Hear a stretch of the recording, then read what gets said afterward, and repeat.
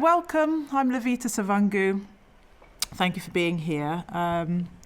Thank you, Kresen Kernow, for hosting the first leg of the tour, and for Loughborough University for commissioning this new work, which is within the Radar Ecological Thinking Time programme.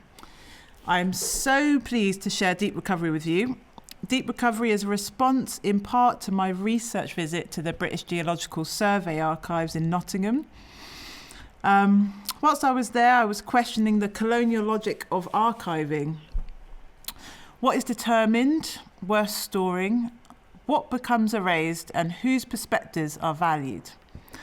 I began developing my research for this project in 2022 with a series of talks supported by the British Council, Loughborough University, at that time the project producer was Laura Pursglove, and Visual Arts Network South Africa. Co-curated with Vanza, research fellow, Mkataji Wanjia, and the programme was titled Shaping Memory, which invited 4 Namibian and South African artists, Memory Biwa, Nashe Longwashipwe Mashanja, Lebohang Kanye, Shegofatsu Mabasu, and myself, to present our practices in relation to the impossibility or the possibility of the archive within a post-colonial context. This is a reflection of my wider practice, which draws on my British Namibian heritage to make discursive works that explore personal histories and colonial legacies inscribed in the body and land. Often I create audiovisual outcomes rooted in performance collage and sound ecologies.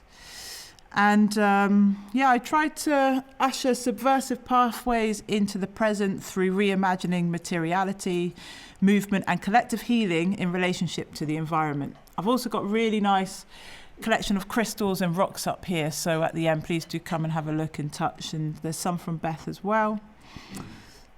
I like to bring people and material together in unruly ways. I think about how we move through space and time, how we are a collection of interactions, memory contaminators and pollinators, how we are connected to and of the elements, tiny, individual, big, collective, salty, noisy, fluid, metallic bodies, always moving, transforming, rupturing and multiplying. We are life force energy. At heart, I think with collage technique and improvisation, how to apply these methods to disrupt dominant narratives, reveal power dynamics and colonial systems of containment and oppression. I want to cut things up, to feel the edge and tear it, softly, lovingly, sometimes by hand, and sometimes brutal-like, with a blade, forming and deforming memory. I enjoy pooling and imagining with the gaps and holes, like the rich, abundant, sparkling veins of the earth, woven and dispersed within granite, invisible perhaps, until not. A slow, cool surfacing perhaps, or maybe hard, fast, violent, hot. Deep recovery has been a way for me to be in dialogue with granite, with others, asking, what is my or our relationship to granite? I pose that question to you also. What is your relationship to granite? Deep recovery is a sonic fragment for the future black and brown ancestors living in rural England, comprising a fold-out print and a 10-minute audio track lovingly housed in an enclosure made by the wonderful conservator Ria Evans. This will be resting in the library upstairs for the next few weeks if you want to experience that. I'd like to thank Lucy Lopez for curating the Radar programme with Loughborough University and Liz Howell for producing the project, Tamsin for programming Deep Recovery here at Kresen Kernow, archivist Andrew Morrison at BGS, Stuart Blackmore for producing and dreaming with the audio, Ellie Russell for the graphic design, Roots Press for risograph printing, Nina Royal for scalpel skills, David Payton for wild knowledge sharing, Sove Berryman for weaving me into mescla, Flam and the Exchange for support. And I have deep gratitude to my sisters Maria Cristoferido, Caroline Deeds, Catherine Luck-Taylor and Angeline Morrison for turning up so deeply in this project. So now it is with great pleasure that I introduce the incredible geologist and granite enthusiast, Dr Beth Simons, who will be inspiring us all with her passion and knowledge for granite. Dr Beth Simons is a Cornish geologist with a PhD and a number of publications on the mineralogical and geochemical variation of granites in southwest England, including the relevance for extraction of critical metals for the low carbon economy, such as lithium. Since 2017, she has worked for INGOs and a UN agency in humanitarian shelter response to disasters and conflict. She also has an amazing website and resource I suggest you check out called the Variscan Coast. Okay, over to you, Beth. Thank you all.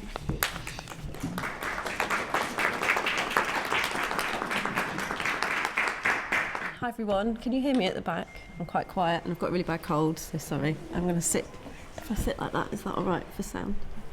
So this is a bit of an extract actually from a presentation, I think you can find it on the internet, called Dynamic Planet, Dynamic Granites, that was given at CAST about 3 years ago now. So the longer version's online if you would like to find it. But if we go to the next slide. So actually I might just switch up a bit and answer your question, Libita, about your connection with granite. So you kind of said in the intro, I'm a Cornish geologist who did a PhD on Cornish granites, but actually my family are all from Penwith, and I come from a family of stonemasons, so they used to lease granite quarries in and around Penwith. And it wasn't really a connection I made until I was doing my PhD, and I was kind of out and about sampling all these different quarries, and I'd visit kind of various different landowners, and they'd have stories about like my great auntie Annie, who used to manage the quarries, and some of my family, which was great. So I feel like we've got a kind of multi-generational interest in granite that's kind of persisted. So maybe I was born with it, I don't know. That's where it comes from. Anyway, so that's aside. But back to granite and the history of granite in southwest England, we kind of have to go back about 400 million years ago and think about the big tectonic processes that have had to be in place for us to have granite in southwest England. So this image on the screen, it's a slightly blurry, but what happened around 375 million years ago is that there was a big continent called Gondwana, and then the tectonic plates started moving apart, and a new little mini fragment of a microcontinent rifted off, the bit in orange. So that's Armorica, and then there was another mini ocean, and we had Avalonia, and this is effectively where southwest England was sitting, and it's roughly similar latitude to where Angola is today. So almost, not quite Namibia, but we were almost there. So we've kind of rifted apart, we've made an ocean, and the tectonic plates are moving around. And through time, these tectonic plates, once we've made this ocean, we've then closed the ocean again, kind of around 340 million years ago, during a process that was called the Variscan orogeny. And this is a term in geology, an orogeny that's given to a mountain building event. So we've made an ocean and we've closed it, and we've started making mountains instead. And it's these huge processes that have generated the heat and the energy that you require in the crust to start melting it, to start creating our granite, which is an igneous rock. So if we just look at this in a slightly different way, if you go to the next slide, this is like a sort of cross-section through the crust. The green bit is SWE, is southwest England. So you can see in the top, around 400 million years ago, we've got that ocean, and then through time we've started pushing the plates back together, getting rid of that ocean, squashing it all, making mountains. And then by the early Permian, which is around 300 million years ago, so this is like 100 million years of time in one slide, it's quite a long time, we've generated enough heat to start melting rocks, creating a magma, and then that magma coming up through big fractures in the crust to create our granites, which is the like red blob on the bottom. And that, tectonics don't stop. We've continued moving around for the last 300 million years, and we're still moving today, but we sit in a very different setting. So today, rather than being on the edge of that plate where it's really active, really like lots of crazy stuff going on, we're sitting more in the middle. We're a bit calmer these days. But we're sitting in the Eurasian plate with the nearest kind of big tectonic processes occurring around Iceland, where we're continuing to make Atlantic Ocean, and towards the Mediterranean, where we're continuing to make mountains. But we've moved quite a long way if you consider where Angola is on this map, sort of roughly to the right of the 4 centimetres on near the African plate and down a bit. But we've moved a very long way in 400 million years. So, granites, what are they? Science definition of a granite. There's a technical definition that is based on the minerals that are contained within a granite. So there's one here, there's a few here, you can come and look at them. So to be a granite, a rock has to be igneous, so it has to have crystallised from a magma, and it has to have 3 main minerals. It has to have 2 feldspars. So in this granite that I'm holding here, there are the white minerals, and these are feldspars. It has to have an alkali feldspar, which has got potassium in its chemistry, and it has to have a plagioclase feldspar, which has got sodium or calcium in its chemistry. And it also has to have quartz, and it has them, so here's a big lump of quartz from Cornwall, or your quartz. You can welcome to pass them around. There's a quartz, there's a granite. And it has to have those. But then granites get quite diverse, and they have lots of other minerals as well. And in Cornwall, our granites have micas, which if you ever go to like Kernow or somewhere like that, there's all the like glittery minerals that stick to you when you're on the beach. That is mica. Can't get it off. You find it everywhere for weeks later. And we have a lot of tourmaline in southwest England as well, which makes our granites quite unique actually compared to granites around the world. So we've got the scientific definition, quartz, 2 feldspars, and then a few extra minerals that we've got in our Cornish granites. But that's the kind of science definition. And a granite is not just a granite, and I've touched on it slightly with the micas and the tourmaline. In southwest England, we have kind of 5 main types. You can see in the different colours on this map, going all the way from Dartmoor to the Isles of Scilly. They're all joined at depth, those granites. It's a huge, massive granite. It's quite an unusually large, massive granite, actually. And they kind of vary quite a lot. And we've got kind of 2 broad timings of granite. So we've got our older ones, which are blue and grey on this map. And then we've got our younger ones, which are actually when our crust has started pulling apart again. We've got more heat coming in and we've generated more melting. And these are the beast that is Dartmoor. It's absolutely massive, as well as Land's End. So it's one of our kind of younger granites down and around Land's End. It's quite distinctive, and I'll touch on why in a second. And then we have tourmaline granites, because they've got a lot of tourmaline in them. There's no kind of imaginative naming here. And then we have these really, really unusual ones, which are in green. So there's a few folks from Helston here. So down and around Rinsey Cove, that is a really weird granite. It's really unusual globally. That granite, people don't understand how it forms quite. We still debate in science as to how it formed, why it formed. Really strange, got very odd chemistry. Beautiful tourmaline, actually, green tourmalines. But really odd. But if we zoom in, if we look at this map just in images, the diversity of granites is huge. So that you can see along the top, I've been a bad geologist. This does not have scales on all of these images. So sorry, everybody, rough guess.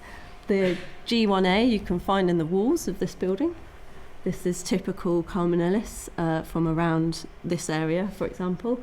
It's got slightly smaller white rectangles of alkali feldspar. And you can see there's slightly different what we call a grain size in geology. So some of them look quite coarse, some of them look more sugary, more so like, for example, the one on the top left to the one on the top right, they look quite different. And one on the top right looks kind of grainy. It's much finer grained. Then we have the one with the big fat alkali feldspar. That is typical kind of Land's End granite. You get these huge feldspars. I mean, sometimes that's near enough the size of my hand. That was that Nangisel. And that's kind of quite typical of Land's End. The one next to it as well is Dartmoor. Again, you see the same textures.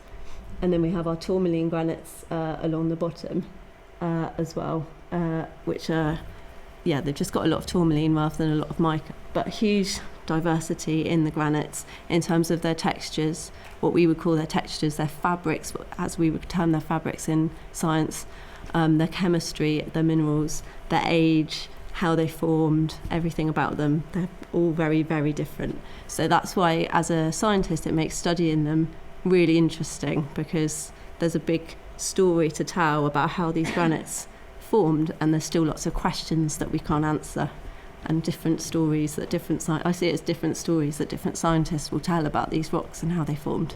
So I've got one story, another scientist will have a different story. That's fine.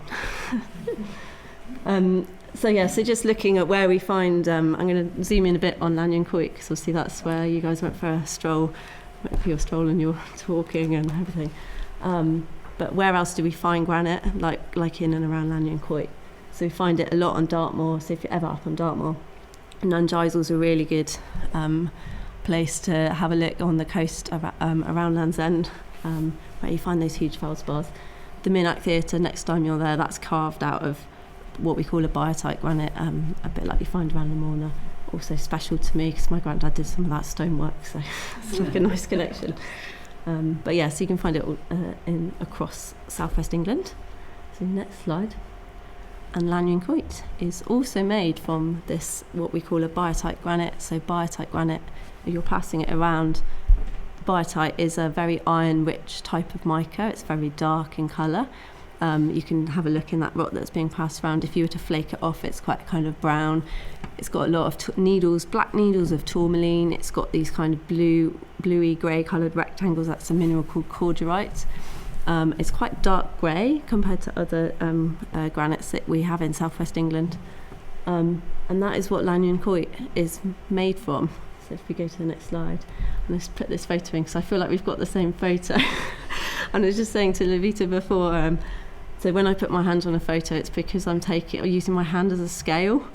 So I think we've probably got a slightly different way of using our hands when we're obviously also all the granites all feel very different, but ultimately I've put my hand in there with my horrible bitten nails because it's the scale next to that white feldspar. So I'm kind of, if I can pick it out.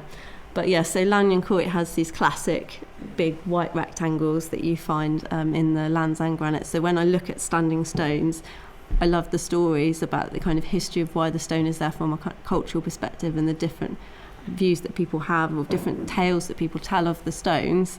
But I'm also looking at it going, has this come from a nearby granite?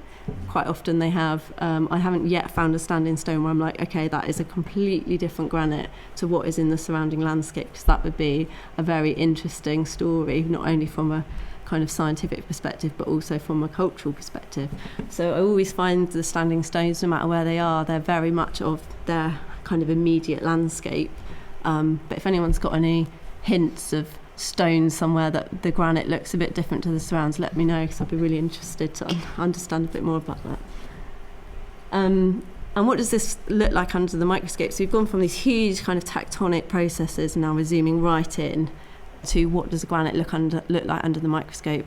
So this is not Lanyon Coit, don't worry, I haven't hammered a bit off it. This is very close, Lamorna Cove to the south, same type of granite. What does it look like? So to do this as a geologist, you take a tiny slice of a rock and you grind it until it's 30 microns thick. So it's really thin, and then you put it under the microscope, and we can use the microscope in slightly different ways to see different what we call optical properties of the rocks. And there's a couple of different lenses we use. It's effectively like putting polarizing sunglasses on to change the colours and things. But this is what a granite kind of looks like under the rock, under the microscope. So that top kind of, I guess, like dirty looking smudge on the top, that's actually one of these big feldspars, which is why it's taking up most of the picture. And then you can see kind of growing almost like against it, the kind of yellow is one of the micas. That orange thing with loads of dots on the far right side, that is also one of the micas. It's a different type of mica. And the little black holes, they're radiation damage. So it contains, we all know about radon, so it contains tiny, like so small you can't even see them, in what we call inclusions of zircon, which you might have heard of. It's minerals, cubic zirconium. It's used quite a lot in jewellery, not radioactive, and tiny little radioactive minerals, and it damages the crystal. It decays over time and it makes it go kind of spotty like this, very, very common in Land's End granite. And then the yellow stuff in the middle, So a slightly different colour, that's tourmaline under the microscope, and you quite often find tourmaline has these kind of, you can see it's like a dark orange and then a kind of slightly lighter orange. I can sort of point to it if it's helpful in a minute. And that's sort of like, almost like a geological tree ring.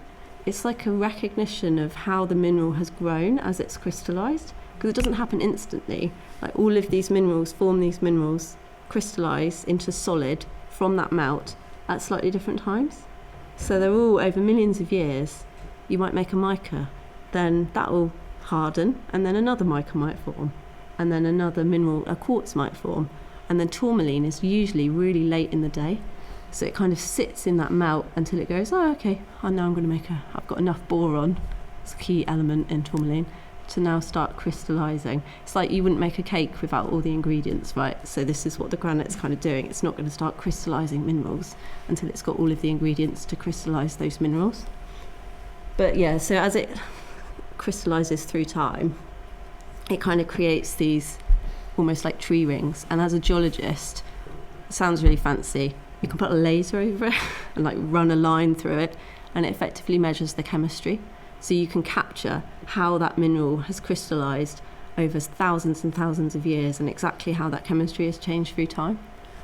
So that's an interesting, I think that's interesting, I don't know about anyone else, but from a scientist's perspective, that's a really interesting thing to measure. But if we now put the sunglasses on, if we go to the next slide, that's what that slide looks like. So we've just changed, we've bent the light in a slightly different way in the microscope, and we pick up slightly different colours. So the feldspar at the top has gone black, the quartz goes black, the mica's gone very pink. So these are other optical, what we call optical properties as a geologist, when we look into the kind of story of how this granite has crystallised, that we can figure out by using these different types of light. And you can see in the top right, there's like all this kind of like very fine grained, like lots of different colours. That is actually the feldspar starting to decay, and it's turning into clay. And I've just captured in this slide, that's just captured the clay. So go to the next slide. You asked about mineralisation, Libita, when we were discussing, so I must confess, stayed away from the mineral lodes, because as a granite geologist don't want them, because they just completely destroy the granite in a way that you can't study it well, some people are interested in that. I was interested in the kind of purest granite I could find to understand the story of the tectonics, etc. Because this is what happens to a granite when you start putting mineral lodes close by. So we've crystallised our granite, and the mineral lodes that Cornwall's so well known for, a lot of those are effectively fluids and different metals that didn't fit into the granite. So the granite recipe didn't call for them effectively. So it just kind of, they just got released, and they were kind of shot through the granites, shot through what we call the chilus, the rocks surrounding the granites. And this is what happens when they go through a granite. So that is a big feldspar. It's turned a horrible green colour because it's covered in, it's like basically degraded into chlorite, into different clays, and it's got these big like black squares in it. If we go to the next slide. Yeah, so it's a bit of a mess. This is all of the different clays and things. It's a bit of a rubbishy mess. The black squares are still there. The greys in the colours around the big rectangle, that's quartz, and it's just been shattered into like lots of little pieces. And if we go one more slide. So we use another type of light to look at what those black rectangles are. So here, this is pyrite, so fool's gold, people sometimes call, and a mineral called rutile, which is the grey, which is a type of titanium oxide. It's not particularly exciting, actually, but it's just showing how some of these minerals that people would kind of hunt for mining, they kind of end up in the granite, like replacing different bits of the granite. So kind of made our granite, and then we've messed it up with our mineral load later on. And I just got, not too long left. Just want to touch on this. So I kind of sometimes call these human granite. I don't know if that's the right term. These are my human granites. So what I find really interesting in the story about the granites is we've had these like hundreds of millions of years of getting our granites into the crust and big tectonic processes, and then we've come along as humans as like the last second to midnight on the clock and kind of done something else to them. So these are two examples from Kerris, which is down in Penwith. You might know it. It's a tiny little, I don't know even if it's a village, hamlet, just slightly inland from Newlyn. It's where my family used to work the quarries, and they've got two really interesting what I would call human granites. So the one on the left, some people call that a sunstone. You can see it's got there's a bit of granite with a swirl cut into it. Some people call it a sunstone. There's kind of folklore around those stones being put onto houses to like welcome sun and things like this in. Or a Neela stone, if you've got any architects in the room, they sit on a certain part of a building. And this is just in a barn wall that a farmer just found it randomly in a field and decided it looked nice and thought he'd put it in this barn wall. So it's had a bit of a journey, hundreds of millions of years of tectonic processes. Someone's carved it up, left it in a field, and then someone else has used it in a barn. So I just love that. And then the one on the right is another bit of Penwith granite with a 6th century carving on it in, I can't even remember quite off the top of my head exactly what it says, but it's basically a gift for like the chief of a village. And it was uncovered in an old fireplace in a home in Kerris. They don't obviously use that fireplace anymore. But this stone would have been chosen for having particular properties and carved as like this amazing gift for the chief of a village, and then completely discarded and then found again, put in someone's home in a fireplace, which was then covered up for probably 100 years, and then someone did a bit of a renovation and just found it. So it's just, so they've still got these incredible stories even after the scientific story stops. But yes, so I just thought I'd put those on the end. I don't know how long actually I've been talking for. I hope that's all right. But thank you. And I didn't draw this on. This is actually lichen. It's made this shape down at Porthcurno in the Land's End granite. And then my website's there. But yeah, thank you very much for listening. Oh, thank you.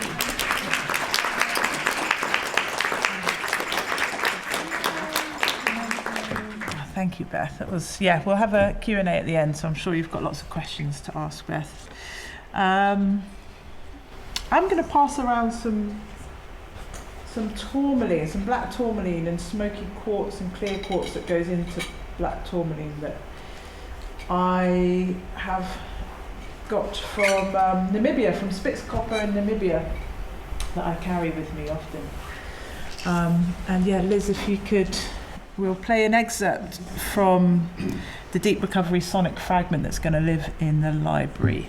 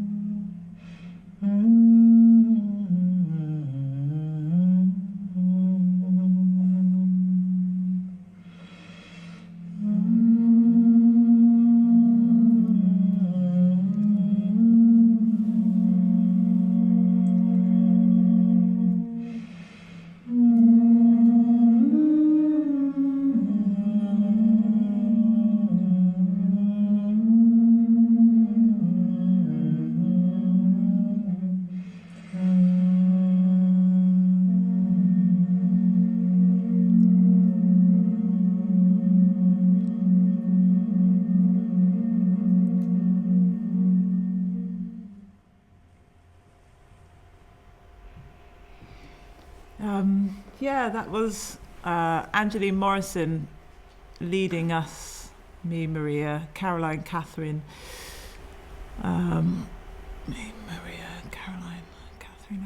in a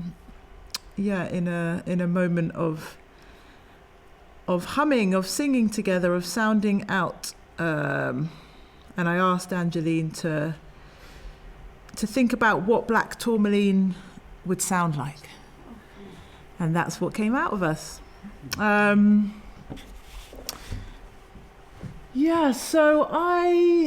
as part of this commission, I was invited to visit the British Geological Survey archives, which I mentioned in Nottingham. I had one day to go to the archives. I have a 3-year-old child.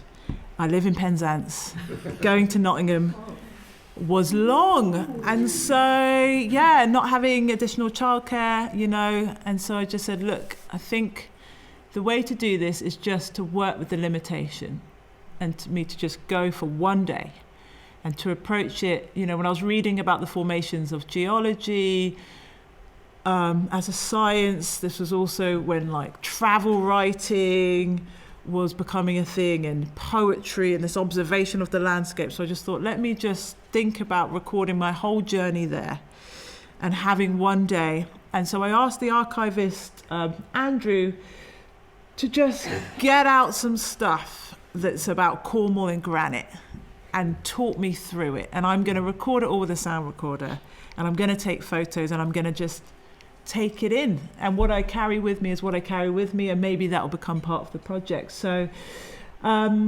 here in the top left-hand picture is some granite from Cornwall. And I was just recording the conversations around it, and just possibly the sound of it just being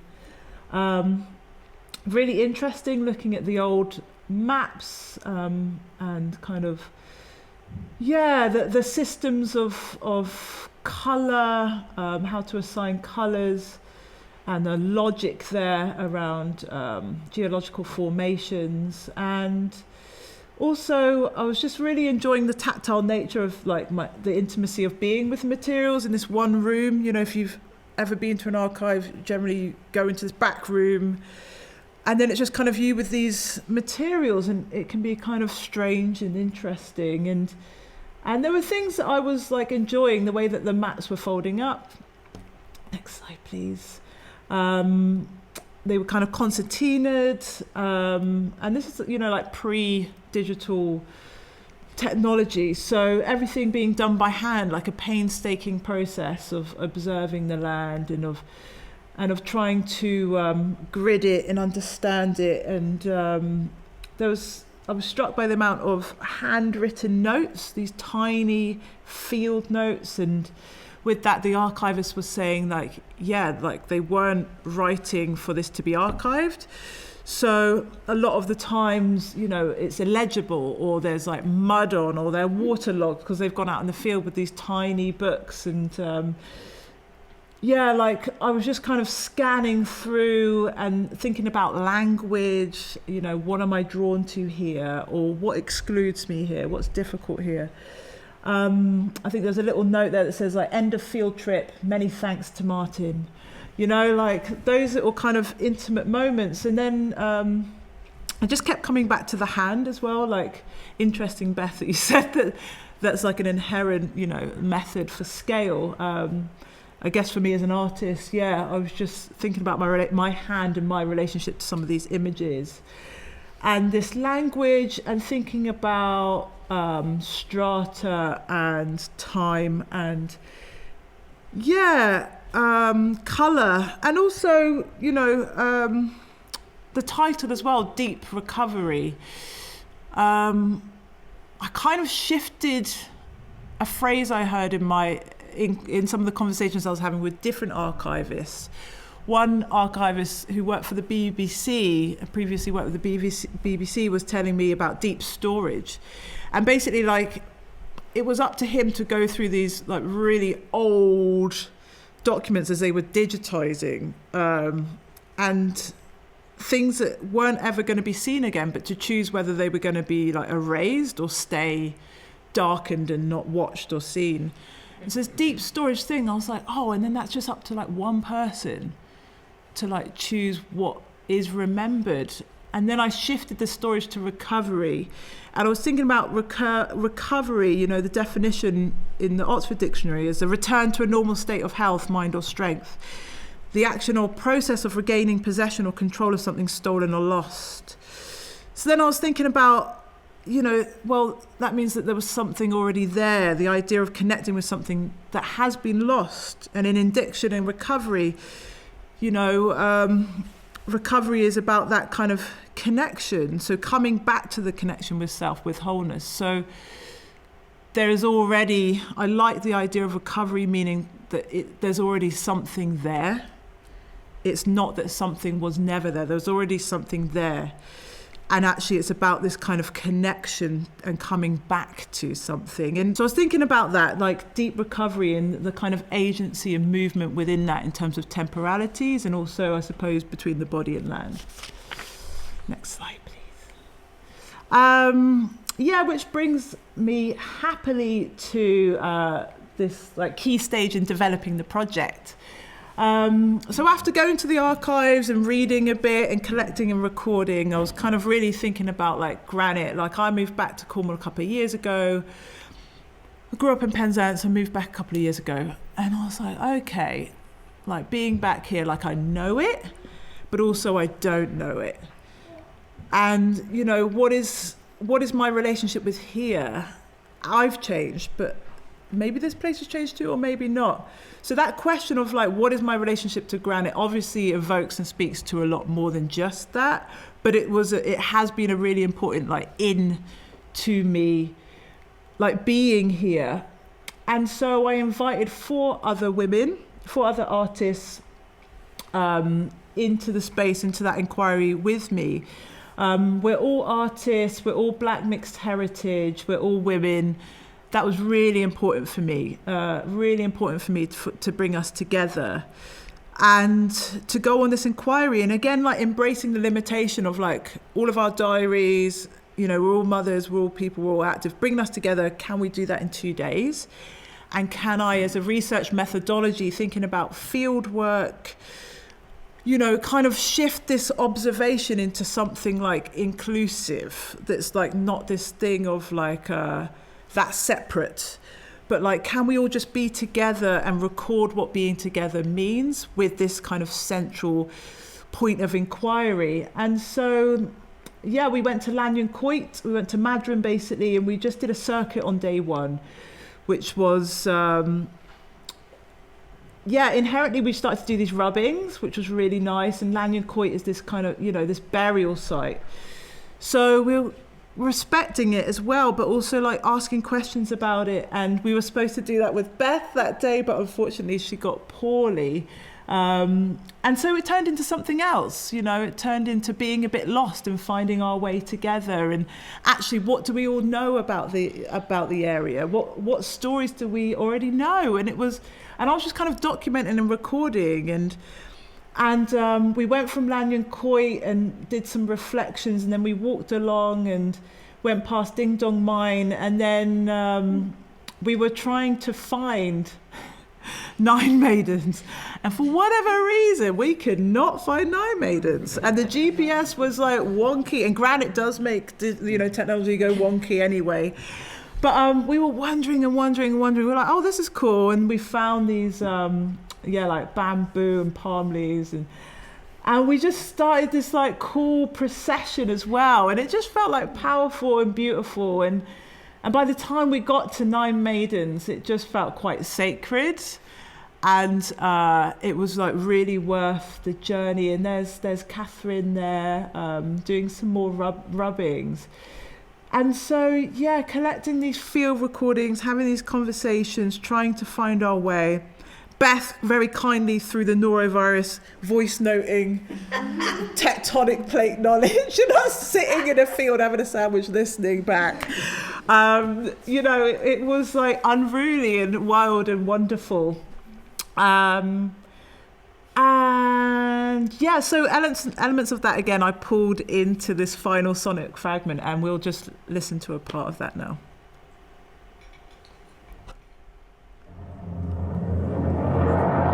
In Earth, I think recently I've just started, trying to ground. I just think having developed this relationship with Earth.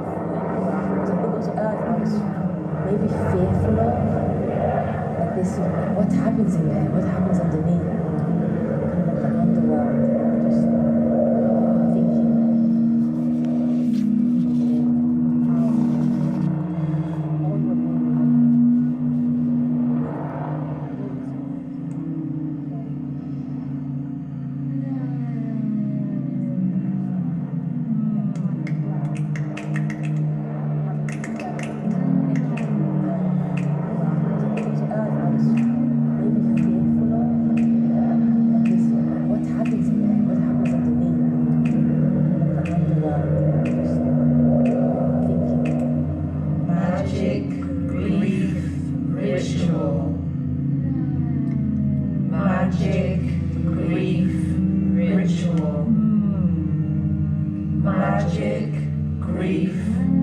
ritual,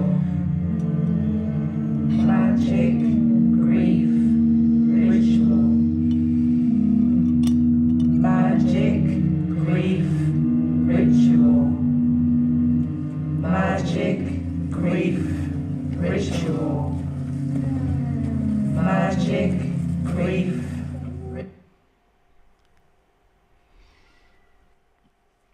Yeah, so us being together, taking up space, being in the landscape was so powerful. So powerful. And it felt ceremonial as well. There were many things that felt ceremonial. So that's what I was bringing forward and have brought forward in the sonic fragment. And so on the second day after being out in the field, it was this kind of reflection. So we've done our field work. We've gone out into the field in our unruly way.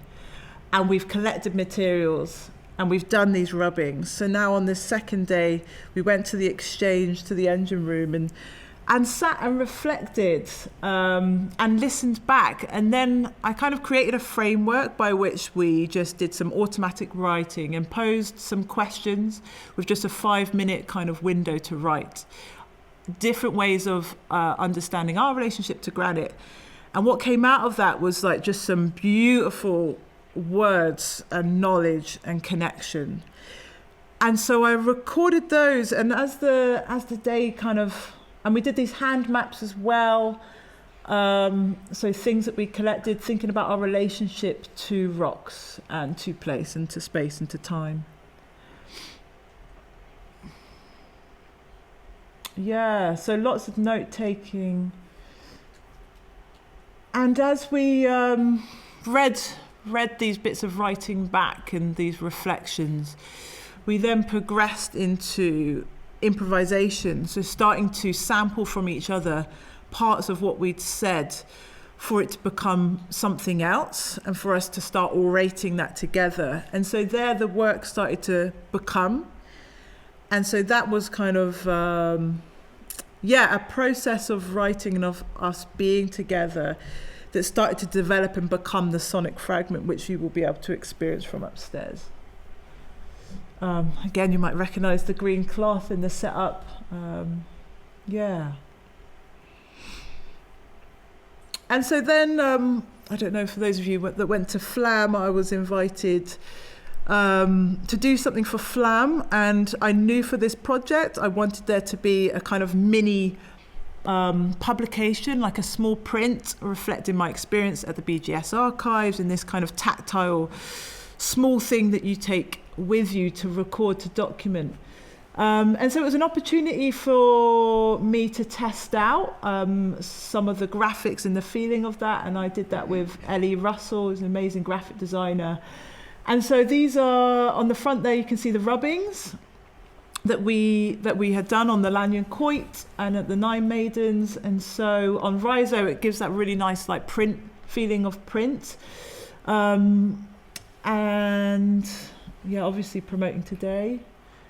And then on the inside I was thinking about this kind of fluidity of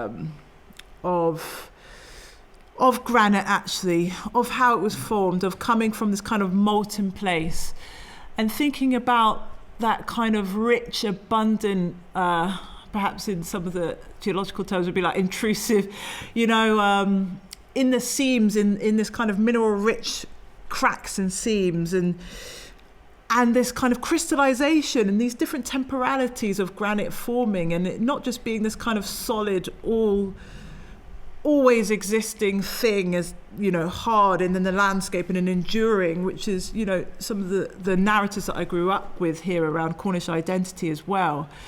But actually, the more I got to understand it and hear it and know about it, I felt the poetic of like hot lava, fluid. What if then?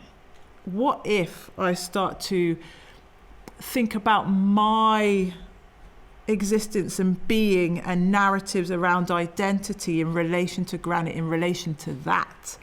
What does that start to open up for me? And so, yeah, that hot inner colour is reflecting that also, I guess, maybe the inside of a body as well.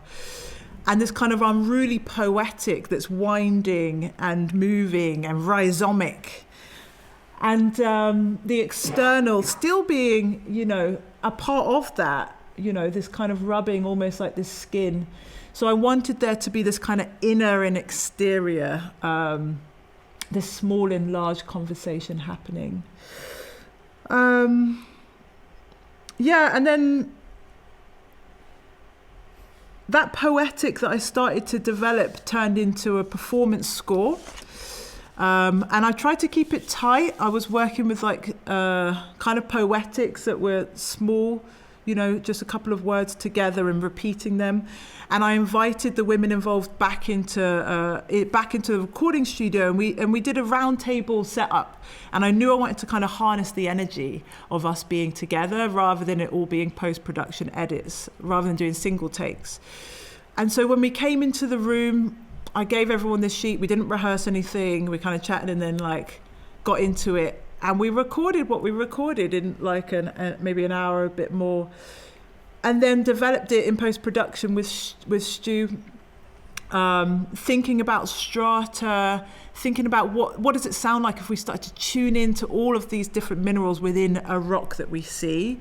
What does that sound like? What's the futurity of that? What's the kind of hiss and ambience around that?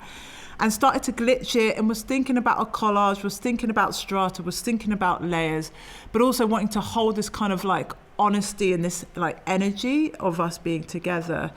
And I suppose the development before I got in the studio with everyone, I kind of wrote this poem that just kind of flooded out of me. It was kind of like a weird rap poem thing. And some of the things that I started to say, I brought forward into the performance score. And I'll just read a bit of that. So, molten rock, fluid flowing, seeping, searing, bulging, pooling, flooding gaps, always moving, always moving, always moving. Mineral rich, veins full, black tourmaline sings all, says all, sounds all, holds all, veins full, love calls, love calls, love calls, love calls. Protect, reflect, absorb, leach out. Breaking down, can't get out. Black tourmaline sings, I hear her call. Protect, reflect, absorb, leach out, break down, get out. Crystallize, decolonize. Crystallize, decolonize. Crystallize, decolonize. And so, yeah, we just did this thing. We got in the studio with words like that, recorded it, and that is the final 13-minute sonic fragment that you will hear, as well as this little publication in this beautiful box that will tour archives, you know, starting off here and then we'll go nationally. And I'll just close with a final excerpt, which I love, which was recorded us at Ding Dong Mine.